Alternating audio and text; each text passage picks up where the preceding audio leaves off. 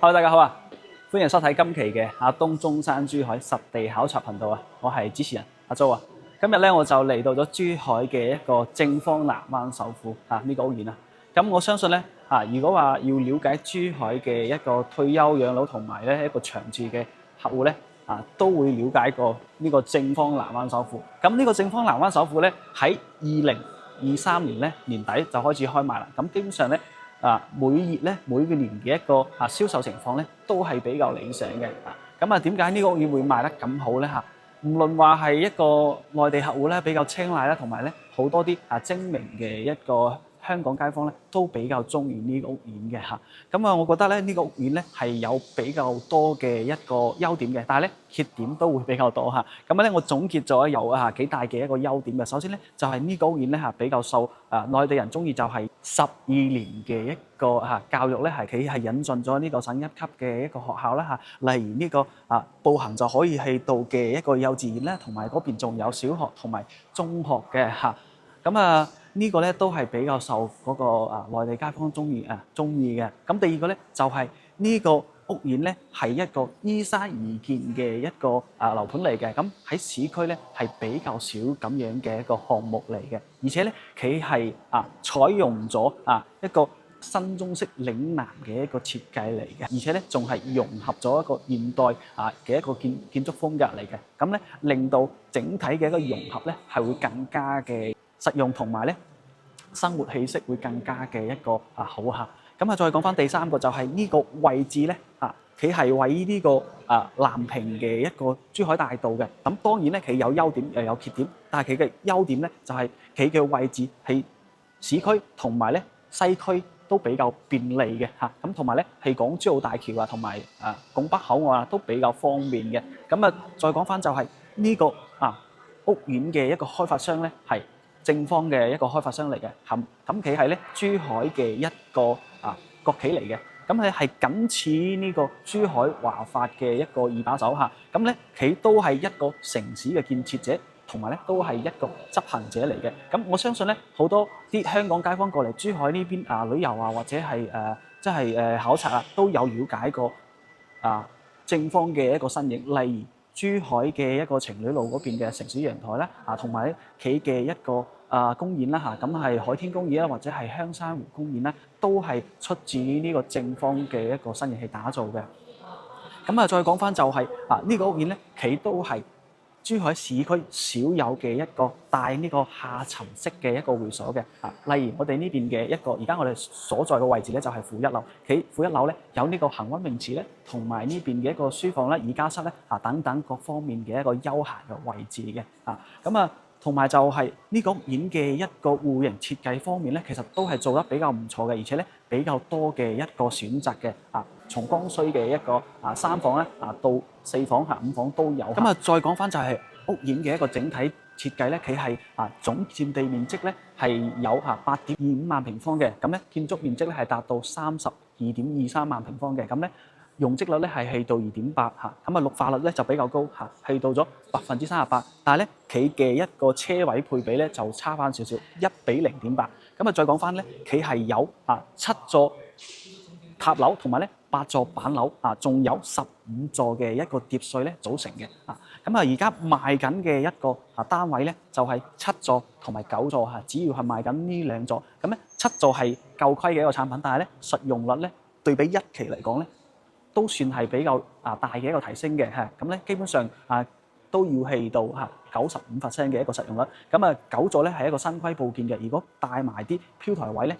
因為你企嘅飄台位比較大，同埋咧比較多開發商宣稱咧係有110%嘅，而且咧9座嘅一個舒適度會更加高，因為咧佢樓層只有23層咁OK 啦，我哋再詳細同大家講下7座嘅一個戶型咧。咁7座咧其實係2梯6伙嘅。咁咧有76平方咧，同埋85平方，同埋99平方嘅。咁咧都有東南朝向同埋西南朝向嘅。咁東南朝向咧就睇隔離嗰小區，咁西南朝向咧就睇自己嘅花園。咁高樓層咧仲可以睇到山景同埋嗰個湖景嘅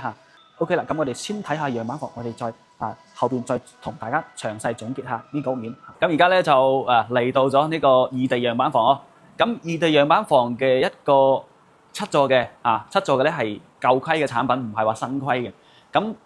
首先咧，我哋從細睇到大啊。咁呢個咧係76平方。咁76平方咧，佢係做到嚇咁啊3房1衛嘅啊。咁咧係一個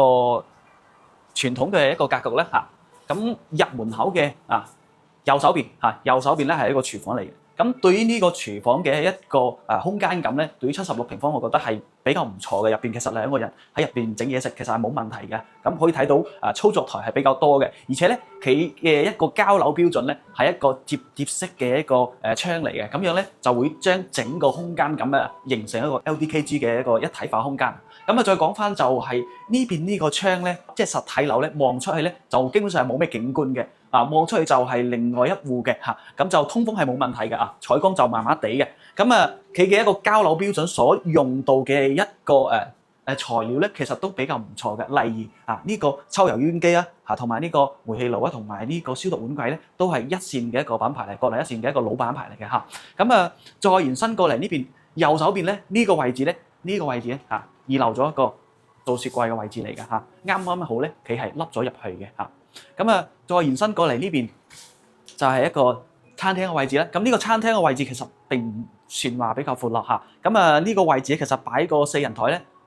冇問題6人台咧就逼激翻少少咁如果再喺呢個位置咧整翻呢個餐邊櫃咧就緊湊咗咁再延伸過嚟呢邊就係一個客廳嘅位置啦。咁呢個客廳嘅位置咧開間係3.3米開間3.3米，再延伸出嚟呢邊就一個景觀陽台咁呢邊呢個戶型咧，佢係有嗰個03同埋06嘅。咁咧06咧係西南向咁03咧就東南向嘅。咁西南向個景觀會更加好，價錢咧就會貴過300到500蚊嘅咁景觀方面都會唔同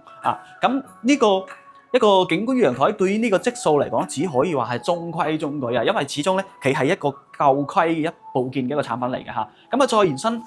入嚟咧就係一個正區嘅位置呢邊係房，呢邊咧就一個公共嘅洗手間。咁呢個公共洗手間咧我覺得對於呢個積數嚟講都算係一個中規中矩比較實用翻少少嘅咁呢邊呢個洗手盆咧都算話比較唔錯嘅咁呢個馬桶位咧咁入嚟呢個企缸位其實就比較闊落啦，因為咧佢有一個飄台位咧咁空間感會更加舒適翻咁講翻就係呢個窗咧呢個窗就朝北邊嘅呢個窗咁望出去咧就基本上都係冇咩景觀嘅呢個窗實體樓咁通風係冇問題嘅。咁我哋再延伸過嚟睇翻呢邊嘅第一間房咁呢間房咧入邊嘅空間唔算話闊落，如果加埋飄台位咧，就係7.8個平方，入邊空間唔算話特別闊落咁如果話確實要整得比較合理翻少少，衣櫃同埋啲書台咁就要按照咁樣嘅個設計咧，會整得比較有空間感啲。咁呢邊嘅朝向咧，一樣係朝嗰個西南向嘅咁有東南向有西南向，咁就睇翻06定係03咁我哋再延伸過嚟呢邊就係第二間房呢間房就會比較細。呢間房入邊空間咧只有5.5個平方加埋飄台位先有5.5個平方。咁如果話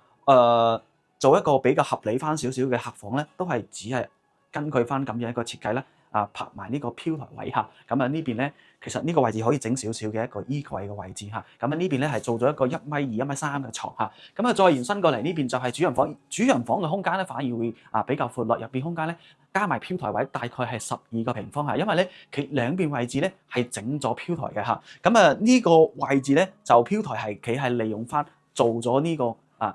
衣櫃嘅位置衣櫃嘅位置，但係咧就唔係話特別之闊落啦咁呢個積數咧其實都算係比較唔錯，因為咧有3開間一個朝向咧係朝南邊嘅。唯一嘅一個缺點就係咩咧兩間房細啲，第二個咧就係一個洗手間一個洗手間。咁呢個積數咧低樓層24,000蚊左右就可以有成交啦，即係單價24,000蚊。咁呢個積數咧，我哋都有回贈咧，回贈咧係4萬蚊啦咁我哋跟住咧再睇翻隔離呢個咧85平方咁85平方咧都有西南同埋東南朝向嘅咁呢個咧就係做到咧85平方做到2個洗手間，比頭先嗰個咧係多咗個洗手間。咁都係一個經典傳統嘅一個戶型嚟嘅。咁多咗個洗手間咁入門口嘅左手邊呢個我哋左手邊係一個廚房嘅位置。咁呢個廚房嘅一個空間格局其實同頭先嗰個相差唔幾咁呢邊嘅朝向咧呢邊窗嘅朝向咧都係朝嗰個佢有東南同埋西南嘅朝向，但係咧景觀就冇咩景觀，望出去咧就係另外一戶，但係通風係冇問題嘅哦。咁交樓標準都係一樣嘅嚇。咁我哋再延伸出嚟睇翻呢邊嘅位置咧，咁佢一樣咧，佢呢邊咧都係有個凹位嘅，佢咧係做咗一個雪櫃嘅位置啊，做咗個雪櫃嘅位置嚇。咁我哋再延伸過嚟咧，呢邊呢個餐客廳一體化嘅空間咧，會比頭先嗰個咧就會大翻少少，大概咧係大10個公分啊！呢個位置其實就擺個露營台咧就會好翻少少嚇。咁我哋再延伸出嚟呢邊嚇，可以感受到嘅，佢呢邊嘅開間咧係有3.4米嘅，頭先嗰個3.3米嚇。咁再延伸過嚟呢邊嘅一個景觀陽台啦嚇。咁其實咧空間感同頭先個就大翻少少嚇。咁我哋再延伸過嚟呢邊睇翻一個正區嘅位置啦。再延伸過嚟呢邊嚇。咁呢邊第一間房嚇，呢間房咧入邊嘅空間大概有8個幾平方嚇，差唔多9個平方嘅一個空間感啦嚇。比頭先嗰個咧大咗1個平方多少少嚇。呢邊嘅朝向一樣係有東南向有西南向。咁如果話西南向咧就景觀會更加舒適啲嘅，望翻自己嘅一個內檐嚇。東南向咧就望翻隔離嘅樓盤嘅嚇。我哋再睇翻呢邊嘅一個公共嘅洗手間啊。呢個洗手間就會做得比較舒適翻少少，因為咧其實做到真正嘅一個乾濕分離嚇，出邊咧先係洗手盆嘅位置啦。而且咧兩邊嘅空間咧都有翻少少嘅位置咧，可以擺啲護膚品喺呢個位置嚇。再入嚟咧就係一個馬桶嘅位置，其實呢個馬桶位置就逼翻少少啊，逼翻少少就唔係話特別嘅闊咯。再入嚟咧就係一個企缸位嚇，呢個企缸位一樣咧好在咧佢有呢個飄台位嘅位置啊。呢邊嘅一個窗咧望出去咧一樣係望翻就係一個北向啊，景觀上就會差翻少少嚇，通風採光冇問題啊。再延伸過嚟呢邊咧就係第二間房嚇，呢間房咧就會比頭先嗰個第二間房就都會大翻少少，可以感受到入邊空間咧大概係有6點幾個平方，都係比頭先嗰個房咧會大翻1個平方嚇。其實如果話按照做一個比較合理嘅一個房咧都只可以要定製咁樣嘅一個設計啦，先可以做得比較理想嘅一個格局嚇。呢邊嘅一個窗咧，佢嘅一個朝向咧就有嗰個東北向同埋咧西北向嘅嚇，呢邊嘅朝向。主要睇翻你買嘅嗰個即係03定係06嘅單位啦嚇。再延伸過嚟就係主人房嘅位置啦。呢邊咧就係就帶埋套廁嘅，但係咧呢個套廁就唔係話十分之大啦嚇，只可以係夠用啊，只可以話夠用。呢邊咧就係馬桶嘅位置啦，呢邊咧就洗手盆。呢邊咧做咗一個圓形嘅一個企缸位嘅位置嚇。呢邊咧有個窗嚇，但係呢邊嘅窗咧就基本上冇咩景觀㗎啦，通風採光係冇問題嘅實體樓嚇。再延伸過嚟呢邊就係主人房嘅一個空間啦。呢個入邊嘅空間咧大概係9個幾平方嚇，9個幾平方，反而咧比頭先嗰間房嘅空間仲要細嚇。其實咧擺個5尺床咧係冇問題，如果話擺6尺床咧就放唔到2個床頭櫃嚇。佢就利用翻呢個位置做翻呢個衣櫃啦嚇。空間感都算係比較唔錯嘅。呢邊嘅窗咧其實都比較唔錯，係因為咧佢嘅一窗咧開間都算話唔算話太細又唔算話太大啦中規中矩咁樣始終冇開盡啊，始終冇開盡。呢邊嘅朝向都有一樣啦，係東南向同埋西南向嚇。呢個積數咧就會比頭先嗰個貴啊，因為咧呢個戶型咧幾實用啊。點解咧？呢個戶型咧雖然話比頭先個戶型大嚇，雖然都係3房，但係呢邊嘅戶型咧，佢個廳房都會大翻少少嚇，同埋咧佢係多咗個洗手間，因為而家當下嘅情況咧比較多人追求啲高質素嘅一個樓盤啦追求越嚟越高嚇。呢個積數咧大概係26,000蚊左右嘅一個價錢啦，高樓層去到27,800都有嚇。OK。我哋呢個戶型咧，我哋回贈咧就有45,000蚊嘅嚇。我哋跟住鏡頭咧，再睇翻99平方嚇。而家我哋睇嘅一個3個單位咧，都係舊時代嘅一個產品啦，唔係話新規啊。新規我哋一陣再拍喺實體樓嗰度拍嚇。呢個咧係99平方嘅一個4房嚇，南北對流嘅一個格局嚟嘅嚇。呢個戶型咧，我覺得就好多人會比較中意啊，因為咧佢係可以做到南北對流啦嚇。戶型咧都比較唔錯嘅。入門口嘅一個位置咧，呢邊咧係有個飄台位咧，可以坐喺呢度咧換鞋嚇，咁咧就比較實用翻少少嚇。咁啊同埋咧企呢個位置咧仲有一個窗，咁對一個通風採光嘅效果都會有明顯嘅一個提升嘅嚇。咁啊再入嚟嘅一個右手邊咧呢邊呢個呢個洗手間嘅位置嚇，公共洗手間嘅位置。咁呢個公共洗手間咧，其實有啲人咧又唔係話特別中意嚇，但係咧呢個始終都蘿蔔青菜啊，各有所謂。但係咧經歷咗一個疫情嘅後時代嘅一個利用翻嘅一個情況咧，因為入門口咧就可以做到一個消殺嘅作用，都會慢慢咁俾一部分嘅人咧可以接受到咁樣嘅一個設計嚇。咁啊入邊嘅空間其實都唔算話太大啦，唔算話太細嚇，咁就比較緊湊翻少少。洗手盆嘅位置咧，馬桶嘅位置咧，咁啊呢邊就企缸位嘅位置嚇，咁樣嘅情況嚇，咁啊比較緊湊嚇，咁啊呢邊咧有扇窗，呢邊窗咧就其實因為咧企呢個戶型咧就係一個單邊位嘅戶型嚟嘅，99平方嚇，咁咧企兩邊咧就會比較開揚翻少少，比頭先嗰個76同埋85嘅平方嗰個第一個洗手間咧嗰個窗咧會更加舒適啲嚇，呢邊採光通風完全冇問題嘅嚇。咁我哋再延伸過嚟呢邊咧就係一個餐客廳一體化嚇嘅一個位置啦。咁咧開發商嘅一個交樓標準咧，佢係一個廚房嘅位置咧，佢係做到呢個摺疊窗摺疊門啦嚇咁樣嘅一個功能咧嚇，咁就會俾你感受得到咧整個空間感同埋通透感咧會更加舒適嘅，可以感受到嚇。咁雖然話咧呢個咧係一個樹廳嘅一個設計啦嚇，因為咧佢係將呢個位置咧佢係打咗嘅，呢間書房嘅位置佢係打咗嘅，先會形成到一個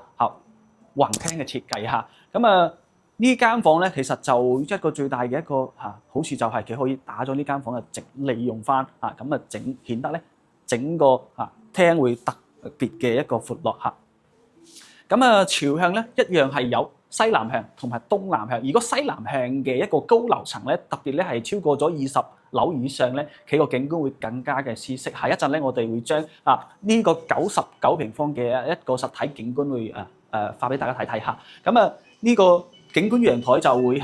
比較舒適翻少少嘅，因為咧高樓層就係望山景嘅嚇。咁呢個空間呢個陽台唔算話特別嘅好嚇，但係咧佢有兩個陽台嚇，有兩個陽台因為咧佢嘅長度只有3.4米左右嚇，呢個長度3.4米左右嚇。咁我哋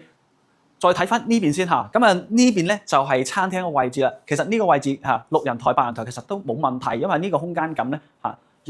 入邊差唔多有7個幾平方，其實空間感比較足夠嘅嚇。咁再延伸過嚟睇翻呢邊嘅一個廚房先嚇，呢個廚房咧就唔係話特別闊落啦嚇，對於呢個積數嚟講嚇，咁只可以話夠實用嚇，因為咧佢係比較多嘅一個位置咧係可以擺嘢操作台嘅位置啦嚇。咁呢個位置咧仲可以擺一個比較細嘅雙開門雪櫃嚇，比較細嘅，唔係話特別闊落嘅嚇。咁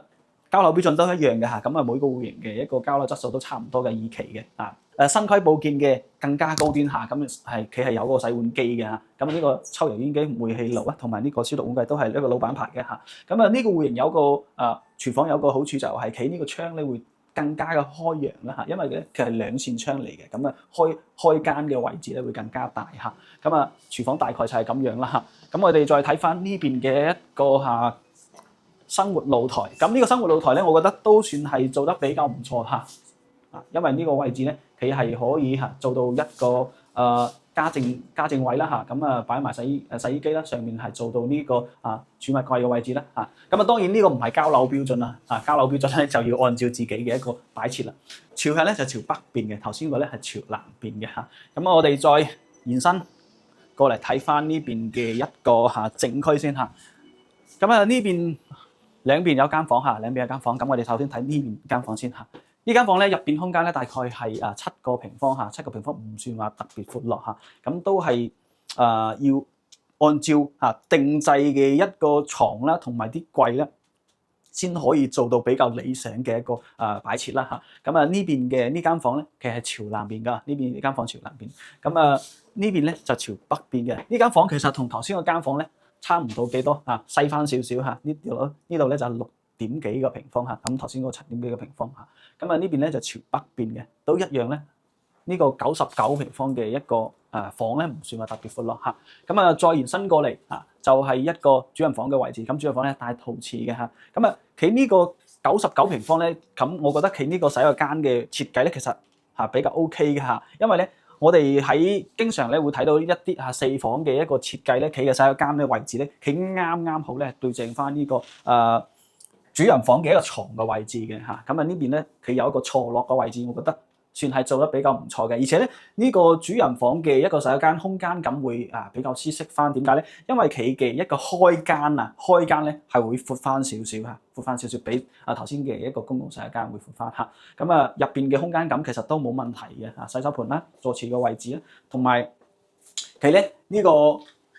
洗手間嘅位置咧佢嘅一個飄台位咧比較大，而且咧佢飄台位咧嘅一個窗咧都比較闊落嘅，因為呢邊有個窗，呢邊都有個窗嘅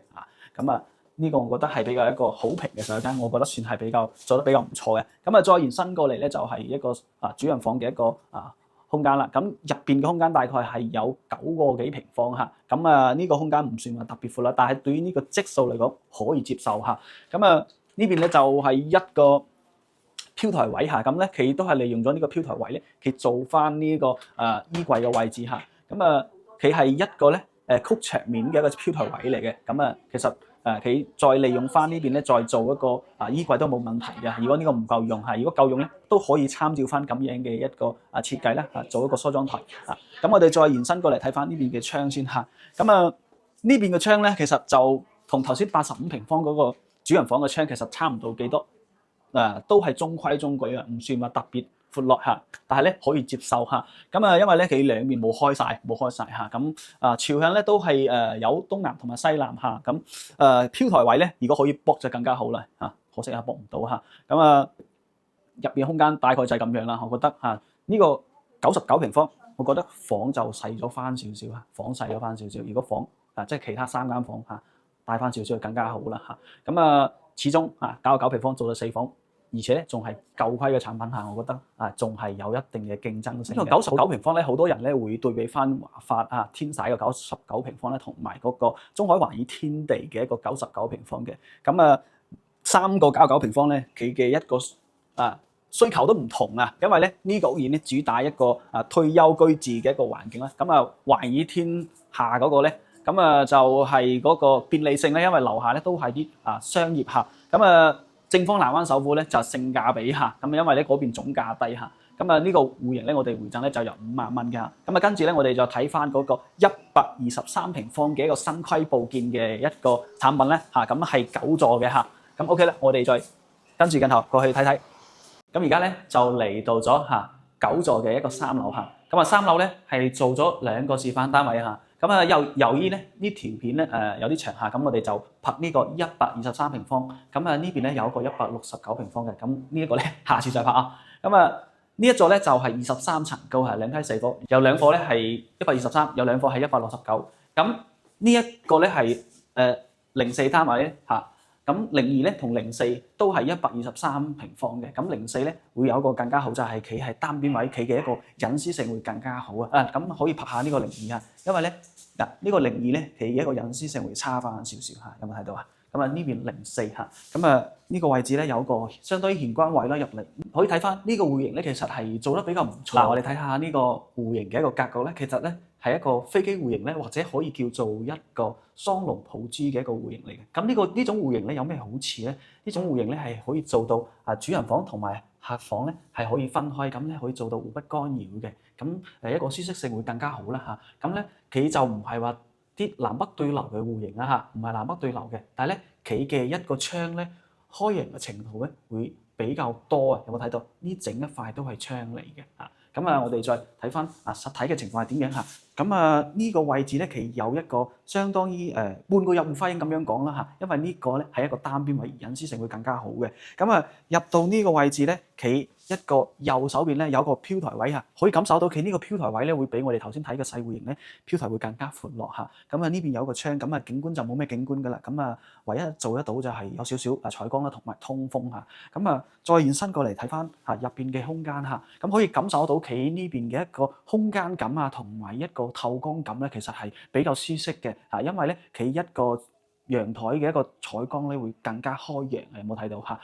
佢係做到呢個 L/KG 一體化嘅一個空間感啦。呢邊廚房嘅位置嚇，呢個廚房嘅一個空間其實唔算話特別嘅闊落，其實兩個人喺入邊整嘢食其實都係比較緊湊嘅可以感受得到嘅。咁入邊嘅位置咧，而且係冇有做到一個擺雪櫃嘅位置，咁雪櫃位置係擺喺呢個位置嘅嚇。咁佢有一個好處都係佢係交樓標準咧，係一個摺疊式嘅一個門窗啦嚇。咁呢個就實用性會更加好嚇。咁咧呢個山溪布建嘅一個120平方，其實個交樓標準都會唔同嘅。佢用嘅一個材料咧，例如呢種咧用咗一個拉絲嘅一個呢個儲物櫃啦嚇。咁呢種嘅一個材質咧就唔會話整邋遢，同埋話咧唔會話即係耐咗時間咧都唔會話偏舊咁樣嘅情況啦嚇。咁一個抽油煙機啊，同埋呢啲煤氣爐啊，同埋呢啲一個洗碗櫃咧洗碗機都係有嘅嚇。咁呢邊就消毒碗櫃啦，同埋呢個烤爐啦嚇。而且咧佢呢邊嘅一個搭色都唔同，係會比我哋嘅一個舊規嘅嗰個七座咁嘅一個交樓標準會更加高嚇。咁我哋再延伸過嚟睇翻嘅就係一個餐廳嘅位置啦。咁呢個餐廳位置其實可以擺一個8人嘅圓台，其實係冇問題嘅，因為咧佢嘅一個開間咧係有4米嘅嚇，同呢邊嘅一個客廳嘅開間咧係即係等寬嘅嚇。咁呢邊咧就開發商用呢個位置係做咗一個雙開門嘅一個隱藏式嘅雪櫃啦嚇。但係當然咧呢個唔係交樓標準嚟嘅，呢整一塊都唔係交樓標準嚟嚇。咁我哋再延伸過嚟睇翻一個客廳嘅位置嚇。咁呢個客廳嘅位置其實比較闊落嘅4米咁我哋再延伸過嚟睇翻呢邊嘅一個景觀露台嚇。咁呢個戶型咧有少少缺點，就係佢係只有一個露台，但係咧佢呢個露台咧係彌補翻就係一個露台嘅一個缺點啦，因為咧佢係做到比較長嘅一個露台啦。咁呢個嘅一個長度咧差唔多係有7米差唔多有7米嘅一個長度嚇。咁呢邊我哋拍嘅一個04戶咧就係西南向嘅西南向嘅。咁咧高樓層咧就係望景觀嘅，但係咧呢一座樓即係第9座呢一座樓23層高嘅，就算係頂樓都好啦，佢都唔可以望到前面嗰個南屏水庫嘅。咁如果要望到嗰個南屏水庫咧，就要睇翻嗰個160幾平方嗰啲大積先得嚇。咁唔係呢一座嚇，咁係另外個早期嗰啲戶型嚇。咁再我哋喺呢個位置延伸過嚟，就係第一間房第一間房嚇。咁呢間房咧入邊空間咧大概係7.5個平方嚇。其實咧格局就係比較方方正正嘅，但係咧空間唔算話特別闊落嚇。咁如果話擺個好似呢張床咁樣，佢唔係一個1.5米嘅，其實只不過係1.35米嘅床咁樣嘅一個情況咧，就可以即係擺設咧會更加合理啦嚇。作為一個兒童房咁樣設計啦嚇。咁我哋再延伸過嚟睇翻呢邊嘅一個公共洗手間嘅位置嚇。咁呢個公共洗手間咧，佢嘅一個空間感係比較唔錯嘅嚇，因為咧佢嘅一個開間係會比我哋細戶型呢嗰啲會比較闊落，可以感受到佢嘅開間程度，而且長度係冇問題嘅嚇。咁洗手盆嘅位置可以感受得到嚇。咁而且咧佢呢邊嘅一個交樓標準嘅一個質素咧都會比較高嚇。例如呢邊咧佢係用咗呢個智能馬桶，呢邊啲鏡櫃咧就會做得比較多啲。咁入邊嘅呢個企缸位一樣都比細戶型會闊落啲嚇。咁呢邊嘅窗咧望出去咧就冇咩景觀㗎啦，望出去咧就係一個天井位嚟嘅。咁採光咧其實都冇採光㗎。咁唯一就係一個通風咧會得到一個比較好少少嘅一個保障咁樣講啦嚇。呢個洗手間嘅位置咧，我覺得就係做得比較唔錯嘅嚇。咁唯一就差咗一個採光嚇。咁再延伸過嚟呢，就係第2間房。咁呢間房嘅空間咧，比頭先嗰間仲要細翻少少，入邊空間只有7個平方，即係加埋一個飄台位嘅位置咧，先係7個平方啊。咁入邊嘅一個空間感其實就唔係話特別嘅闊落啦嚇。咁如果話你想做得比較好嘅一個擺設，都要定製翻一個牀啦，同埋呢啲櫃啦咁樣嘅一個設計啦。咁呢邊嘅窗咧。呢邊嘅窗朝向咧就朝東向嘅，呢邊係朝東向。景觀其實如果高樓層仲係比較舒適嘅，因為咧呢個位置望出去就係前面嗰個山景嚇，前面嘅山景咁如果低樓層咧就望翻下邊呢個園林啦嚇。咁日後咧呢邊咧係會整翻好嘅，呢個放心嚇。咁就呢間房就中規中矩，我覺得嚇細咗少少啦。咁我哋再延伸過嚟睇翻呢邊第3間房，哇！呢間房就比主人房嗰間仲好似仲大翻少少嚇。咁入邊空間如果帶埋露台帶埋呢個飄台位咧，入邊空間有17.8個平方嚇。如果計埋呢飄台位嚇，咁佢係採用咗一個曲尺面嘅270度嘅一個窗啦嚇，咁啊呢邊嘅一個功能會更加實用啦嚇，採光啊、通風啊同埋視野咧會更加嘅一個舒適嚇，咁可以感受得到嘅咁而且咧呢個位置係朝東向嘅，係有陽光嚇，咁啊呢邊咧就係朝嗰個南向啦係。戶型咧，我覺得呢間房咧，我覺得咧就比較唔錯嚇，比較唔錯嚇。唯一一點我覺得咁大嘅房，如果做多一個套廁嚇，做多一個套廁就更加好啦，做多個套廁更加好嚇。咁我哋再延伸過去睇翻主人房嘅一個格局係點樣嘅嚇。咁我哋再延伸過去睇翻呢邊呢個主人房嘅一個空間嚇。主人房呢個空間咧，其實都係比較闊落嘅嚇，可以感受到入邊咧都係有17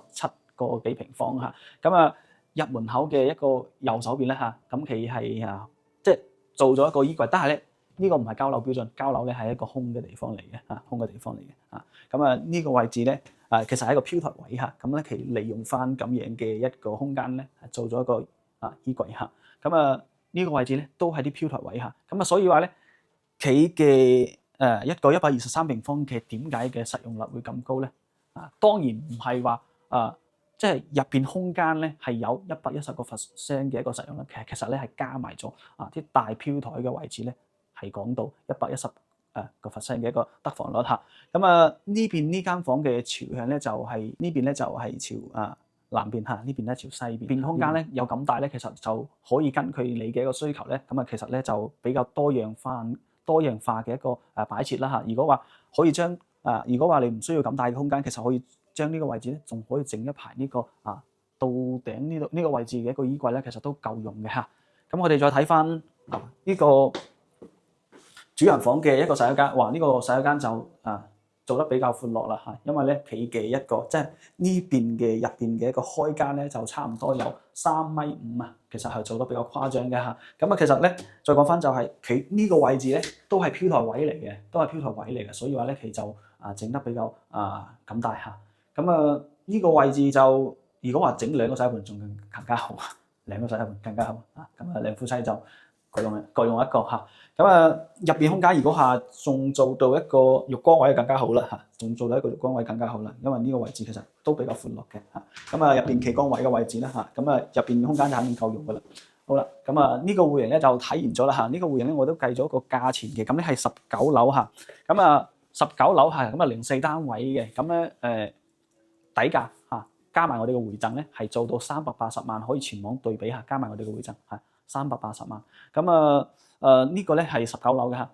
咁屋苑咧就體現咗啦。咁同大家總結下翻呢個樓盤。咁好明顯咧，呢個屋苑咧係位於呢個珠海大道隔離嘅旁邊嚇。咁門口呢邊咧就係一個珠海大道，可以睇到咧呢邊嘅一個車流聲咧係比較大嘅嚇，而且咧車流量比較多。咁呢邊嘅一個最近距離咧只有50米近度只有50米。咁佢嘅一個噪音咧唔會話因為佢嘅一個高度咧係而係減少佢嘅一個噪音嘅，反而咧係超過咗600大嘅一個高度咧，噪音會更加嘅大。咁再講翻第二點咧，就係呢個屋苑咧，因為咧係要等到27年嘅一個10月份咧先要交樓嘅，咁基本上仲要1年半嘅時間咧先交樓。咁喺呢個過程當中咧，好多人會覺得要咁耐嘅一個時間先可以交到樓，但係咧我又俾咗咁多錢咁所以佢嘅一個心理上咧會產生一個懷疑，我會唔會將呢筆錢係擺喺其他嘅一個地方，會有更多嘅一個收益咧？因為咧我俾咗咁多錢，又唔可以支配咁樣嘅一個屋苑嚇。咁第三個咧就係可以睇到咧。樓下咧基本上係冇咩底商嘅咁所以話企喺一定嘅一個日常消費咧，仲係差咗少少嘅，因為咧佢只係配備咗前面嘅一個鄰里中心，咁鄰里中心咧佢只係一個基本嘅一個日常消費嘅一個業態嚟嘅，例如咧比較細型嘅超市咧菜市場咧。同埋一個快餐店咧，仲有就係理髮店、藥店咁樣嘅情況。如果要追求高端嘅一個消費咧，咁要去到前面嘅一個華發商都咧，咁就要揸車啦。咁特別咧，對於00後或者90後嘅一個人群嚟講咧，佢要追求更加便利嘅一個消費性嚇。咁呢個我覺得係爭咗少少嘅。咁再講翻就係。呢個屋苑可以感受得到嘅，佢周邊嘅環境咧，其實係比較差翻少少嘅。例如睇翻我哋呢邊嘅比較多嘅一個廠房啦咁咁佢嘅一個整體嘅一個環境咧唔係話特別十分之好嚇。嗱，大概就係呢幾點啦。咁啊，如果對於一個屋苑咧感興趣嘅朋友咧，或者唔知道揀邊個戶型咧同埋樓層咧，可以後台私信翻我哋嚇。咁我哋呢邊咧都可以安排中港車咧過去接你過嚟實地呢邊考察嚇。而且咧，我哋嘅一個回贈咧，唔係話要等開發商收到佣金先係回贈嘅，即係話你落訂嘅時候咧，我哋同你就可以一人一半俾翻呢個訂金嚇。咁交首期嗰時咧，我哋就會俾晒呢個回贈你嚇。咁啊，呢個係完全唔需要擔心嘅。咁啊，今期節目咧就到呢度啦，我哋下期再見啦，拜拜。